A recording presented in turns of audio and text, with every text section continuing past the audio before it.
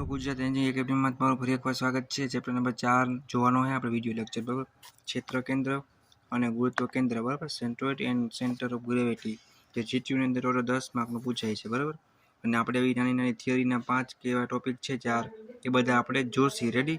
અને most of જે લોકોને એક્ઝામ્પલ ઓછા કરવાના છે અથવા નથી ફાવતા બરાબર, એ લોકોને નાની વ્યાખ્યા ને બધું વધારે યાદ રાખવાનું રહેશે। તો આપણે ચેપ્ટરનો પહેલો ટોપિક ચાલુ કરી। સપાટ આકૃતિઓ જેવી કે ચોરસ, લંબચોરસ, ત્રિકોણ, વર્તુળ વગેરેમાં જે બિંદુએ આકૃતિનું સમગ્ર ક્ષેત્રફળ કેન્દ્રિત થયેલું હોય તેને તે બિંદુને ક્ષેત્ર કેન્દ્ર કહી શકાય અથવા મધ્ય કેન્દ્ર પણ કહી શકાય બરાબર। પછી ગુરુત્વ કેન્દ્ર જેવા છે સેન્ટર ઓફ ગ્રેવિટી, આવી નાની નાની વ્યાખ્યા પૂછા છે અને બીજા એક્ઝામ્પલ હશે અને જીટીયુમાં મિડમાં પણ એવું જ હશે। ઘન વસ્તુઓ જેવી કે ઘન છે, લંબઘન, શંકુ, ગોળો વગેરેમાં જે બિંદુએ વસ્તુનું સમગ્ર દ્રવ્યમાન એટલે હું ઇંગ્લિશમાં માસ કેન્દ્રિત થયેલું હોય તે બિંદુને સેન્ટર ઓફ ગ્રેવિટી એટલે કે ગુરુત્વ કેન્દ્ર કહી શકાય। તેને શોર્ટમાં લખવું હોય તો સીજી દ્વારા પણ લખી શકાય। સેન્ટ્રોઇડનો સી આવશે બરાબર છે, અને આપણે ગ્રેવિટી છે એનો આપણે જી લીધો છે બરાબર। તો ઘન વસ્તુઓમાં પૃથ્વીનું ગુરુત્વાકર્ષણ બળ હંમેશા તેના સીજી ઉપર આધાર રાખે એટલે કે ગ્રેવિટી ઉપર આધાર રાખે, સેન્ટર ઓફ ગ્રેવિટી। તો તફાવત આપ્યો છે બરાબર। જો વ્યાખ્યા તમે યાદ રાખશો એના ઉપરથી બે બેનિફિટ મળશે, આ પણ આવડી જાય અને એક્ઝામ્પલ પણ આપણે જોઈ ગયા। વ્યાખ્યા બે આવડી ગયો એટલે તમને કદાચ બે ફેરવીને પૂછે, તફાવત પૂછે એટલે કે તો તમને એ પણ આવડી જાય બરાબર। તો જોઈ લઈએ આપણે ક્ષેત્ર કેન્દ્ર અને ગુરુત્વ કેન્દ્ર। જે બિંદુએ સપાટ આકૃતિનું સમગ્ર ક્ષેત્રફળ કેન્દ્રિત થયેલું હોય તે બિંદુને સેન્ટ્રોઇડ એટલે કે ક્ષેત્ર કેન્દ્ર કહેવાય। એટલે જે બિંદુએ ઘન વસ્તુનું સમગ્ર દ્રવ્યમાન એટલે કે માસ કેન્દ્રિત થયેલું હોય તેને આપણે શું લખીએ, સેન્ટર ઓફ ગ્રેવિટી અથવા ગુરુત્વ કેન્દ્ર। તો સેન્ટ્રોઇડ શબ્દ બે પરિમાણ એટલે 2D આકૃતિ હશે, આ 3D છે બરાબર। લંબચોરસ છે, લંબચોરસ, ત્રિકોણ, વર્તુળ વગેરે આવશે, ઘન, લંબઘન, શંકુ, ગોળો વગેરે રેડી। તો 4.3 છે એ થોડુંક ઇક્વેશન એવું બધું આવશે, જીઓમેટ્રિકલ શેપ આપ્યા છે, લેન્થ આપી છે, એક્સ અને વાય આપ્યો છે બરાબર। તો સ્ટ્રેન્થ વાયર છે એ બી બરાબર, આઈએલ જી બરાબર। તો ઇક્વેશન છે શું થાય છે કેવી રીતના સેન્ટર ઓફ લેન્થ એ આપ્યું છે, તમારે પ્રોપર બધા એકવાર યાદ રાખવાના છે। પહેલાં આપણે ફિગર યાદ રાખવાની ટ્રાય કરશે એટલે કે આકૃતિ બરાબર, એના ઉપરથી તમારે લેન્થ જોતું જવાનું। આની જે 2 પાઈ આર થાય અને 2 પાઈ આર છે તો સેન્ટર ઓફ ગ્રેવિટી બરાબર। એવી રીતના બધા આપ્યા અને ઇક્વેશન એમસીક્યુમાં કે કોઈ પણ જગ્યાએ પહોંચી શકે। અહીંયા છે બી છે આપણો બે પરિમાણવાળી ભૌતિક આકૃતિ પ્લેટ તરીકેની બરાબર, એમાં પણ same to same geometrical shape આપ્યો, એરિયા આપ્યો એક્સ ને વાય બરાબર। તો તમારે શું કરવાનું, પ્રોપર આકૃતિને સમજી અને એના ઉપરથી તમારે યાદ રાખવાનું બરાબર। તો હવે જોવા જઈએ ત્રિપરિમાણવાળી વસ્તુઓ સોલિડ તરીકેની છે, સોલિડ છે અહીંયા વોલ્યુમ આવશે એક્સ ને વાય બરાબર।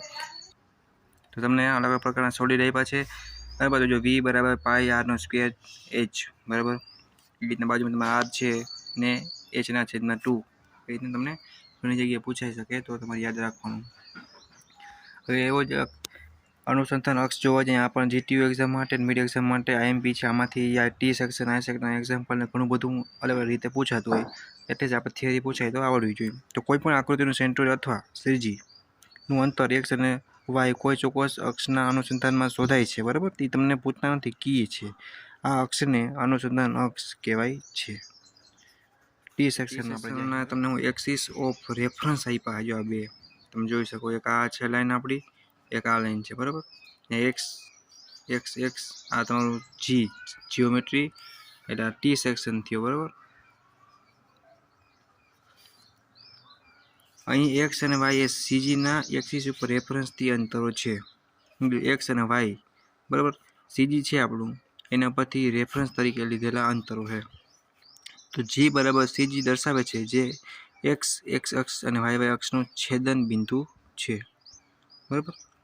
એ થઈ ગયા પછી આ પણ એટલો જ ઇમ્પોર્ટન્ટ છે, લાસ્ટ ટોપિક છે સમમિતિ અક્ષિસની વાત કરવાની એટલે કે એક્સિસ બરાબર। જે અક્ષ એક્સ અને વાય કોઈ પણ આકૃતિના બે સરખા ભાગ કરે બરાબર, ડિવાઈડ કરે, પાર્ટ પાડે સરખા, તેને સમમિતિ અક્ષિસ એટલે કે એક્સિસ ઓફ સિમેટ્રી કહી શકાય છે।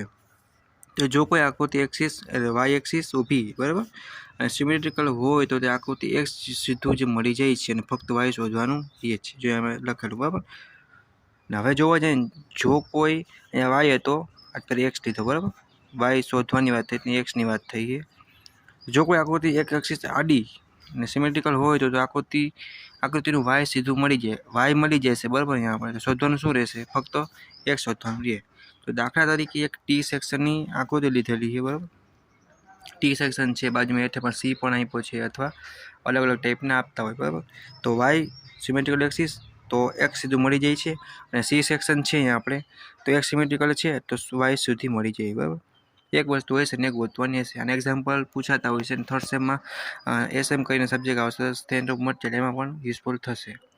અહીંયા તમને આઈ સેક્શન આપ્યો છે, તો જો અહીંયા શું કીધું, અહીંયા એક્સ છે બરાબર, એ સિમેટ્રિકલ એક્સિસ અને વાય સિમેટ્રિકલ, બે સિમેટ્રિકલ બરાબર, એ થઈ ગયા. તો એક્સ અને વાય બંને સીધું મળી જાય ડાયરેક્ટ બરાબર, એક્સ અને વાય આપણે સીધું મળી જાય છે.